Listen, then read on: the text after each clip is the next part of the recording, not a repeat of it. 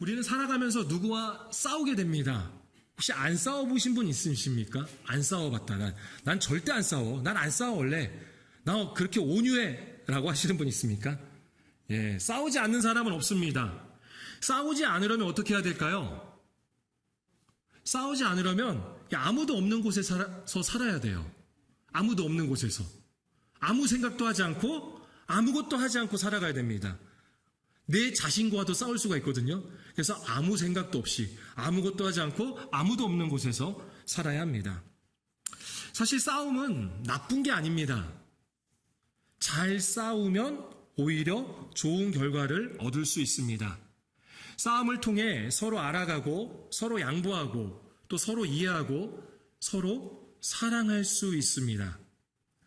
제가 인터넷에서 소중한 사람과 잘 싸우는 방법, 소중한 사람과 잘 싸우는 방법이라는 글이 있어서 이 글을 소개할까 합니다. 예, 소중한 사람과 잘 싸우는 방법 첫 번째는 싸움의 목표를 명확히 하라고 합니다. 감정대로 싸우는 것이 아니라 목표를 정하라는 거예요. 그리고 중요합니다. 두 번째 뭐죠? 정중함을 잃지 말아라. 예의 있게 신사적이게 해야 됩니다. 싸움을 할 때 그렇게 해야 돼요. 예. 세 번째, 저는 이것이 중요합니다. 사과할 것은 사과하고 상대방이 사과하면 받아주는 거예요. 사과할 게 있으면 막 뜸들이지 말고 바로 사과하세요. 내가 잘못했다 라고 하면 되는 거예요. 그리고 상대방이 사과할 때 괜히 재지 마세요. 야, 그래도 그렇지. 이건 아니지. 야, 이건 그렇게 했어야지. 라고 할 게 아니라는 거죠. 네 번째는 받은 상처를, 내가 받은 상처만큼 상대를 헤아려 하지 마라. 복수하지 마라라는 거예요. 복수는 뭘 낳을까요? 복수는 복수를 낳아요. 또 복수를 하게 됩니다. 마지막으로 싸움의 목표가 달성되면, 첫 번째 싸움의 목표가 있었잖아요. 그 목표가 달성되면 더 이상 하지 말라는 거예요. 싸움을 멈춰라. 여기서 좀 더 밀어볼까? 좀 더 큰 소리 쳐봐가지고 좀 더 많이 얻어내볼까? 이런 마음이 들 때가 있어요, 없어요? 있잖아요. 그거 하지 말라는 거예요. 목표가 달성되면 거기까지. 알겠다. 너도 사과하고 나도 사과했으니까 여기서 그만하자. 그래 하면서 악수하고 끝내야 되겠죠. 어떻게 이 글이 공감이 되시나요? 네. 혹시 싸우실 때 무조건 내 것만 챙기고 내 말만 하시는 분 계십니까? 예, 이 안에는 없을 거라고 믿습니다. 왜 싸우는지 정중함을 잃지 않고 그리고 빠른 사과는 참 좋습니다. 받은 만큼 돌려주는 것은 좋지 않아요. 네. 가까울수록 그리고 사랑할수록 더 싸웁니다. 그래서 우리는 늘 싸울 수밖에 없습니다. 나와 가까이 있는 사람, 내가 사랑하는 사람이 있기 때문입니다. 그래서 우리는 잘 싸워야 합니다. 싸워야 되는데 잘 싸워야 돼요. 야곱도 그랬습니다. 늘 싸웠습니다. 야곱의 인생은 싸움의 인생입니다. 그런데 야곱은 잘 싸우지는 못했습니다. 관계가 다 안 좋게 끝났습니다. 끝이 안 좋아요. 장자권을 놓고 형 에서와 싸웠습니다. 장자의 축복을 얻어내기 위해 아버지 이삭과 싸웠습니다. 재산을 모으기 위해 외삼촌이자 장인인 라반과 싸웠습니다. 그리고 지금 누군가와 또 싸우고 있습니다. 우리의 인생도 그렇지만 야곱의 인생도 싸움의 인생입니다. 야곱은 지난 20년 동안 아주 혹독하게 그렇게 지냈습니다. 속이는 자가 오히려 속임을 당하기도 했지만 하나님은 그에게 거대한 가족과 그리고 어마어마한 재산을 허락해 주셨습니다.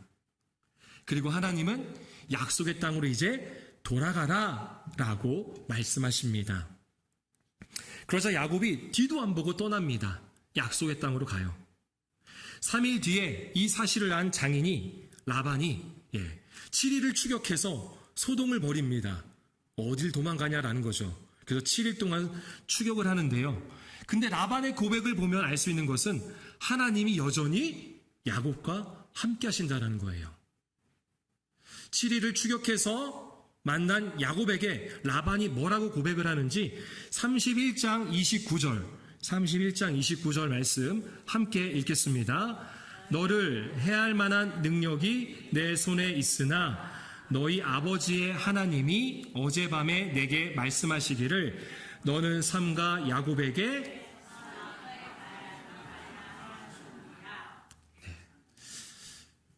장인 라반은 충분히 해야 할 수 있었습니다. 하지만 하지 않습니다. 왜요? 하나님이 그에게 명하셨거든요. 결국 누구를 지켜주시는 거예요? 야곱을 지켜주시는 거예요. 하나님께서 야곱에게 약속해 주셨기 때문입니다. 하나님이 함께 해주시고 하나님이 그를 지켜주신다고 했죠. 그런데 야곱은 그 이름의 뜻처럼, 야곱의 이름의 뜻은 뒤꿈치거든요. 뒤꿈치를 잡고 나왔잖아요. 또 다른 뜻은 속이는 자입니다. 자신이 속이는 자이기 때문에 다른 사람을 잘 믿지 못하는 것 같아요. 때로는 하나님조차도 잘 믿지 못하는 것 같습니다. 약속의 땅에는 지금까지 그가 가장 두려워하고 있던 존재가 있습니다. 누구죠? 그의 형 에서입니다. 에서. 그리고 형 에서가 400명의 군사를 데리고 지금 자신에게 오고 있다는 소식을 들었습니다. 야곱은 꾀를 부립니다. 최소한의 생존의 전략으로 대열을 2개로 나눕니다. 한쪽을 치더라도 한쪽은 살아남을 수 있잖아요. 그래서 2 진영을 나눕니다. 그리고 형의 환심을 사기 위해서 어마어마한 선분을 준비합니다. 암염소 200마리, 숫염소 20마리, 암양 200마리, 순양 20마리, 어미낙타 30마리와 새끼들, 암소 40마리, 황소 10마리, 암낙이 20마리, 새끼낙이 10마리. 총 이 짐승의 수가 550마리입니다. 엄청난 양이죠. 그리고 자신들의 종에게 명령합니다. 혹시 형의 사람들을 만나게 된다면 너네 꼭 이렇게 얘기해야 된다 라고 하면서 멘트를 정해줘요. 그 멘트가 뭐냐? 주인님의 종이신 야곱이 저 뒤에 있습니다. 저 뒤에 있습니다. 그러니까 앞에는 누구를 세웠냐면 자기의 가족들 그리고 재산, 종들을 세워놓고 자기는 어떻게 있는 거예요? 저 뒤에 있는 거예요. 쫄보죠. 그리고는 종들에게 그렇게 명한 거예요. 너네 이렇게 말해야 된다. 주인님의 종이신 야곱이 저 뒤에 있다고 꼭 그렇게 얘기해야 돼 라는 거예요. 그렇게 야곱은 맨 뒤에 홀로 있습니다. 두렵고 외로운 밤이 또 시작됩니다. 우리 함께 24절 말씀 함께 읽겠습니다. 야곱은 홀로 남았더니 어떤 사람이 날이 새도록 야곱과 씨름하다가, 야곱이 홀로 있습니다. 두렵고 외로운 밤입니다. 그때 어떤 사람이 등장해요. 야곱은 아마 자신의 형이 보낸 사람인 걸로 착각했던 것 같습니다. 그래서 그 사람과 밤새도록 씨름을 합니다. 싸웠다라는 거예요. 왜 싸우는 거예요? 살기 위해서, 생존을 위한 싸움입니다. 그런데 싸우다 보니까 야곱이 조금 깨달은 것이 있습니다. 내가 지금 싸우고 있는 이 사람은 사람이 아니라는 거예요. 이 어떤 사람이 후에 자신의 존재가 누구인지를 알만한 말을 합니다. 그 말씀이 28절 말씀이죠. 28절 말씀 함께 읽겠습니다. 그가 이르되 내 이름을 다시는 야곱이라 부를 것이 아니요 이스라엘이라 부를 것이니 이는 내가 하나님과 및 사람들과 겨루어.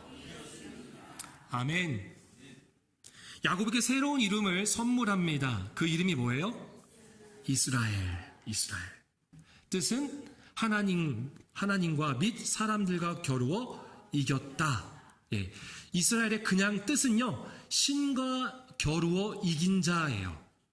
하나님과 싸워서 이긴 자라는 뜻입니다. 그러한 이름을, 이스라엘이라는 이름을 받은 것입니다. 야곱은 지금까지 누구와 싸우고 있던 거예요? 그러면 하나님과 싸우고 있던 거죠. 여러분, 우리의 싸움의 대상은 사람이 아닙니다. 사람이 아니에요. 우리의 싸움의 대상은 이 시대의 문화나 삶의 방식이 아닙니다. 우리의 싸움의 대상은 바로 하나님입니다. 하나님. 나와 너무나도 다른, 그러나 나와 가깝고 나를 사랑하시는 그 하나님과 싸우는 겁니다. 지난 금요일 평창에서 4박 5일의 수련회를 마친 용인지구 CCC 학생들을 데리러 제가 죽전 당국대 정문으로 갔습니다. 죽전 단국대 정문에는 뭐가 있을까요? 정문사가 있습니다. 우리 한대석 장로님이 운영하시는 인쇄소 정문사가 있습니다. 제가 정문사 앞에 잠시 정차를 해놓고 학생들이 타기를 기다렸습니다. 학생들은 총 13명이었습니다. 4박 5일간의 수련회다 보니까 캐리어에 짐 엄청나게 많았습니다. 아무리 봐도 제가 운전해서 온 교회 차량으로는 이 친구들을 다 태울 수가 없을 것 같았습니다. 감사하게도 장로님께서 본인의 차량으로 섬겨주셔서 모두 이동이 원활했습니다. 그런데 처음에 이 학생들이 굉장히 정신없어 보이는 거예요. 차가 도착했으면 타야 되는데 인사도 안 하고 자기네들끼리 계속 얘기만 해요. 아마 이렇게 어느 차에 타야 될지 배정을 안 했던 것 같습니다. 그래서 그러한 시간을 보내고 있고 저도 정차하면서 마음을 졸이는 거예요. 왜냐하면 옆에 차가 지나가야 되거든요. 좁은 골목을 지나가야 했습니다. 그래서 제가 손짓으로 안내를 했습니다. 지나가시라고 이렇게 잠깐 지나가셔도 된다 이렇게 손으로 안내를 하면서 차량의 이동을 도왔습니다. 그런데 흰색 차량 한 대가 가다가 멈춰서는 거예요. 그러더니 창문을 내리고는 불만을 쏟아냅니다. 여기서 이렇게 하시면 어떻게 합니까? 여기서 이러면 되는 겁니까? 빨리빨리 빼주셔야죠 라고 하는 거예요. 충분히 지나갈 수 있거든요. 제가 또 안내까지 하고 있으니까. 제가 어떻게 했을까요? 야, 이 사람아! 라고 하면 안 되겠죠. 사과할 것은 사과해야 되잖아요. 그래서 죄송합니다 라고 했습니다. 죄송합니다. 우리 학생들만 금방 태우고 바로 여기 자리 비우겠습니다. 죄송합니다 라고 했어요. 아마 장로님 모셨을 거예요. 장로님이 차량을 가져러 간 사이에 있었던 일입니다. 그런데 이 한마디로 그치지 않고 계속해서 얘기하시는 겁니다. 그 불만을 쏟아내시는 거예요. 순간 그 차량 안에 거울이 있잖아요. 백밀러가 있잖아요. 그 거울에 매달린 흰색 십자가가 보이더라고요. 제가 화가 났습니다. 강단이지만 전문 용어를 좀 쓰겠습니다. 빡쳤습니다.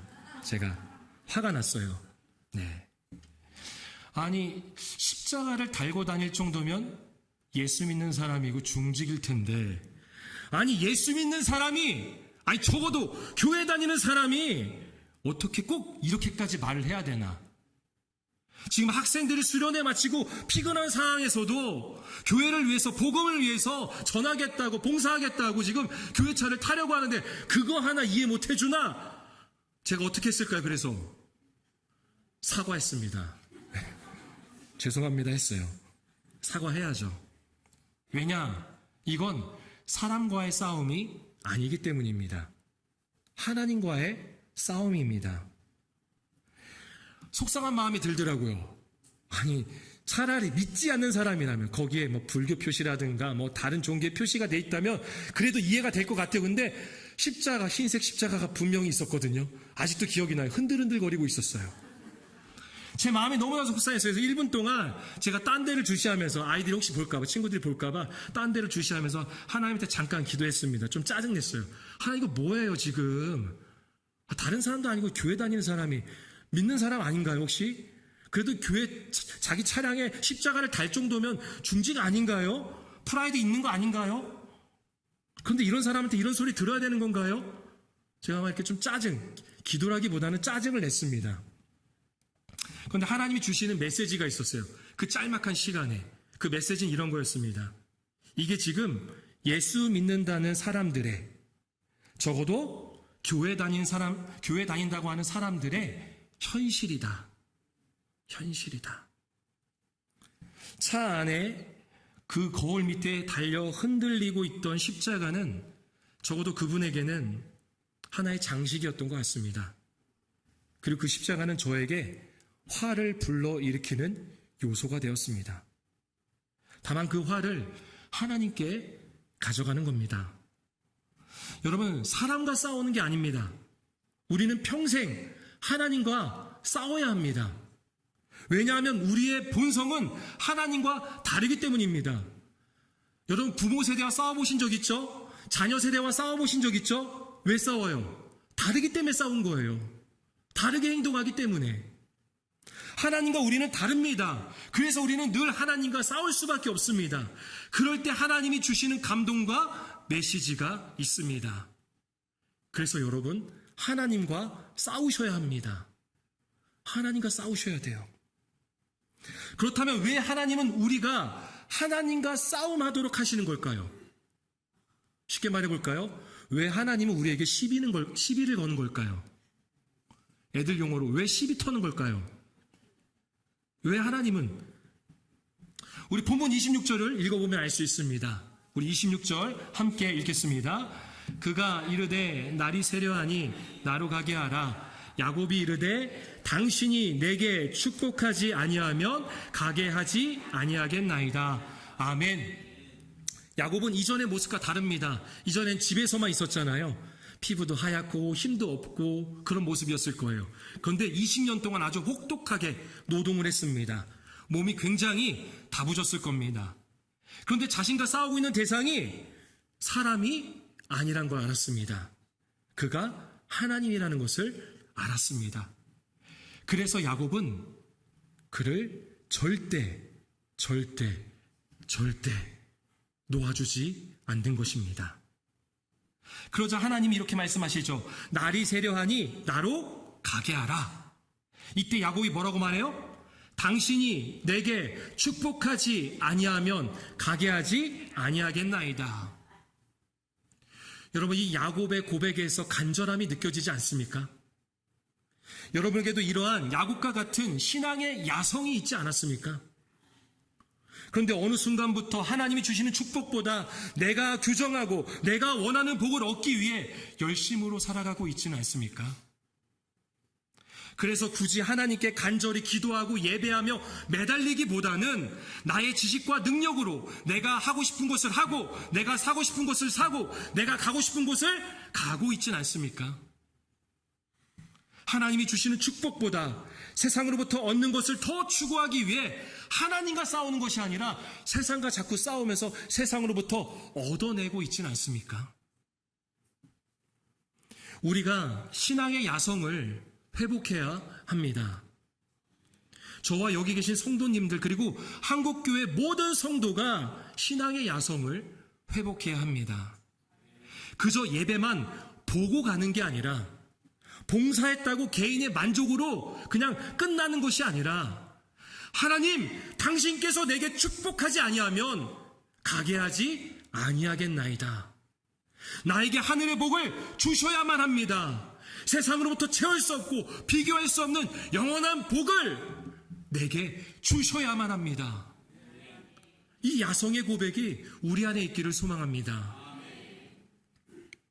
여러분 생각해 보세요. 이번에도 누가 먼저 찾아온 건가요?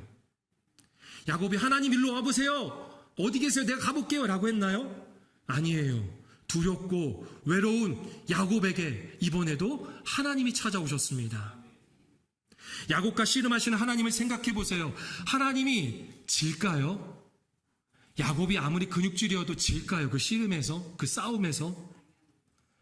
하나님이 그냥 그 자리에서 생명을 거두어 가실 수 있는 분이십니다. 그런데 야곱의 입술을 통해 이 고백을 듣기를 원하셨던 거예요. 당신이 내게 축복하지 아니하면 가게 하지 아니하겠나이다. 이 간절한 고백을 하나님께서는 듣고 싶었던 것입니다. 그래서 져주시는 거예요. 져주시는 거예요. 하나님은 우리가 하나님과 싸움하게 하십니다. 그러니까 오셔서 싸움을 하나님은 우리한테 거시는 거예요.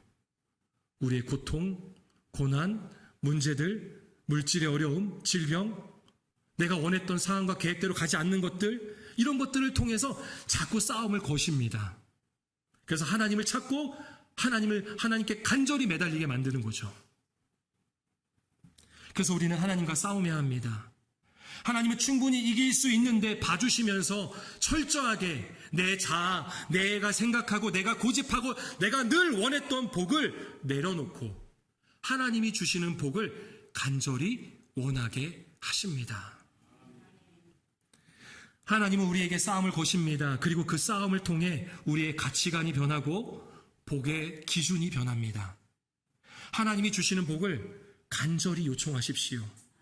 매달려서라도 하나님이 주시는 복을 누리는 귀한 성도가 되시기를 축복합니다. 야곱은 그렇다면 이 싸움 끝에 무엇을 얻었을까요? 싸움 끝에는 무엇인가 결과가 있어야 될 거 아닙니까?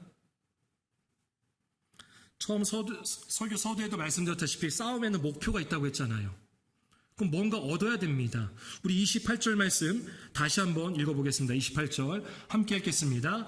그가 이르되 내 이름을 다시는 야곱이라 부를 것이 아니요 이스라엘이라 부를 것이니 이는 내가 하나님과 및 사람들과 겨루어 이겼음이니라. 아멘. 싸움 끝에 그는 새 이름을 얻습니다. 선물로 받은 거죠. 그 이름이 뭐예요? 이스라엘. 하나님과 겨루어 이긴 자입니다. 당시의 문화에서 이름은 그 사람의 정체성을 말합니다. 요즘에도 뭐 계명하시는 분들 있잖아요. 계명 왜 하죠? 더 이쁜 이름 갖고 싶어서. 물론 그것도 이유가 될 수 있지만 대부분 계명을 하는 이유는요, 이전과 다른 삶을 살기 위해서 계명합니다. 다시 말해서 과거와 같은 오늘, 미래를 살기 위한 것이 아니라 과거와 다른 날들을 살아가기 위해서 계명을 한다는 거죠. 새로운 삶을 살기 위해서 계명을 합니다. 물론 지금 이름을 계명한다고 해서 다 그리 되는 것은 아닙니다. 우리나라의 10대 부자 중에 삼성전자 이재용 회장이 있더라고요. 저도 이신데요. 제가 이 광연에서 이 제형으로 계명을 한다면 제가 그만큼 부유해질 수 있을까요? 아니오가 오히려 감사하네요. 웃는 것보다는. 웃으시는 분들이 계시는데 맞습니다. 저는 제가 계명한다고 해서 부유해지진 않습니다. 제가 이름을 이흥민이라고 바꾼다고 해서 저에게 축구 실력이 막 생길까요? 축구의 능력이? 아니에요. 우리나라 사람은 한자로 짓는 것을 좋아하죠. 우리나라 사람들이 좋아하는 것 중에 땅 그리고 금을 좋아합니다. 그래서 제가 이름을 이지금으로 바꾼다면 그건 저에게 땅과 금이 막 우수수 쏟아질까요? 아니에요. 이건 상식적으로 여러분들도 다 알고 있는 내용이에요. 여러분 계명한다고 되는 게 아닙니다. 중요한 건 하나님을 만나면 이미 다 새 이름을 받은 존재입니다. 다시 한번 말씀드릴게요. 이미 우리는 새 이름을 받은 존재입니다. 새로운 정체성을 갖게 되었다는 겁니다. 죄로 죽을 수밖에 없던 우리가 죄인임을 알지도 못하던 그때 하나님께서 그 사랑을 보이셨습니다. 독생자 예수 그리스도를 십자가에서 죽이심으로 우리의 죄를 용서하여 주시고 우리와 화목을 이루신 겁니다. 우리는 그렇게 정체성이 바뀐 것입니다. 죽을 수밖에 없던 죄인이 하나님을 왕으로 모시는 천국 백성이 된 거예요. 하나님의 자녀가 된 것입니다. 이 정체성은 이미 우리에게 있습니다. 야곱도 이 정체성을 선물로 받은 것입니다. 이스라엘. 그리고 이어서 우리 30절과 31절의 말씀을 같이 읽겠습니다. 그러므로 야곱이 그곳 이름을 브니엘이라 하였으니 그가 이르기를 내가 하나님과 대면하여 보았으나 내 생명이 보존되었다 함이더라. 그가 브니엘을 지날 때 해가 돋았고 그의 허벅다리로 말미암아 절었더라. 야곱이 하나님과 싸움에서 이기고 어쨌든 이긴 거죠. 승리를 주셨으니까, 저 주셨으니까. 그리고 축복을 받고 이름을 받은 곳을 뭐라고 하나요? 브니엘이라고 합니다. 브니엘. 브니엘의 뜻이 뭐예요? 내가 하나님과 대면하여 보았으나 내 생명이 보존되었다. 쉽게 말해서 내가 하나님을 직접 만났는데 내가 살았다. 이건 기적이다 라는 거예요. 야곱이 지금 그렇게 고백하는 겁니다. 브니엘. 하나님을 대면하면 살 수 없는데, 죽을 수밖에 없는데 나에게 먼저 다가와 주시고 나의 간절한 호소와 매달림을 그대로 받아주시고 나의 추악하고 더러운 죄를 묻지 않으시고 너가 이겼다 라고 하시면서 축복하시며 새 이름을 통한 정체성을 주셨다는 겁니다. 이 은혜의 고백이 바로 브니엘인 거예요. 브니엘. 물론 하나님께서 그의 허벅지 관절을 치셔서 평생을 쩔뚝거리는 장애를 갖게 하셨습니다. 하지만 그는 지금 그리고 앞으로 평생 그 누구보다 행복합니다. 한쪽 다리를 잃었어도 그는 행복합니다. 저는 이러한 야곱의 행복이 우리 안에 있기를 소망합니다. 야곱의 장애와 같이 어쩌면 평생 물질의 부족함을 느낄 수 있습니다. 평생 육체의 질병으로 고통당할 수도 있습니다. 남들에게 말하지 못하는 비밀과 고민들이 여전히 내 곁을 떠나지 않을 수도 있습니다. 세상이 정한 기준에 못 미치는 지적 수준이나 삶의 만족도가 떠나지 않을 수도 있습니다. 하지만 하나님과의 싸움을 통해 은혜와 복을 얻은 자는 그 누구보다 행복합니다. 가장 힘들고 외롭고 두려울 때 찾아오시는 하나님을 놓치지 마십시오. 그 하나님과 함께할 때 그 자리가 분이엘이 되는 것입니다. 우리가 있는 곳곳마다 분이엘이 되기를 소망합니다. 말씀을 정리합니다. 해가 돋았고 이제 아침이 됐습니다. 우리 33장 3절과 4절 말씀 같이 한번 읽어보겠습니다. 자기는 그들 앞에서 나아가되 몸을 7번 땅에 굽히며 그의 형 에서에게 가까이 가니 에서가 달려와서 그를 맞이하여 안고 목을 어금 맞추어 그와 입 맞추고 서로 우니라. 아멘. 너무 감동의 순간 아닙니까? 400명의 군사를 데리고 동생 야곱을 찾아 죽이려던 에서가요, 야곱이 무릎을 꿇고 돌아오자, 즉 먼저 사과하자 달려가서 알아주고 입을 맞추면서 웁니다. 400명의 군사를 준비했다는 것은 형 에서가 야곱을 반드시 죽이겠다라는 의지를 보이는 거죠. 그런데 중요한 것은 하나님이 이 약속을 지키신다는 겁니다. 에서가 잘한 게 아니라요, 하나님이 약속을 지키시는 거예요. 야곱과 함께 하시고 야곱을 지켜주시고 약속의 땅으로 돌아오게 해주시겠다고 누가 약속하셨죠? 하나님이 하셨잖아요. 그래서 하나님이 그 약속을 반드시 지키시는 겁니다. 에서의 마음에 그래서 긍휼과 사랑의 마음을 주셔서 야곱을 영접하게 하시는 겁니다. 야곱이 자신의 방법이 아니라 하나님과 싸우며 매달렸을 때 그의 정체성이 바뀌고 그의 문제가 풀리듯 하나님이 우리의 삶에도 우리의 간절함을 들으시고 은혜와 복을 함께 하실 줄 믿습니다. 세상이 줄 수 없는, 비교할 수 없는 복이, 그러한 은혜가 우리 안에 있는 줄로 믿습니다. 그래서 우리가 하나님과 싸워야 합니다. 하나님과 싸우는 게 뭘까요? 기도, 예배입니다. 어느 곳이든 기도와 예배로서 하나님과 싸우며 우리의 정체성을 회복하고 하나님께서 주시는 영원한 복을 누리며 살아가는 저와 여러분이 되기를 소망합니다.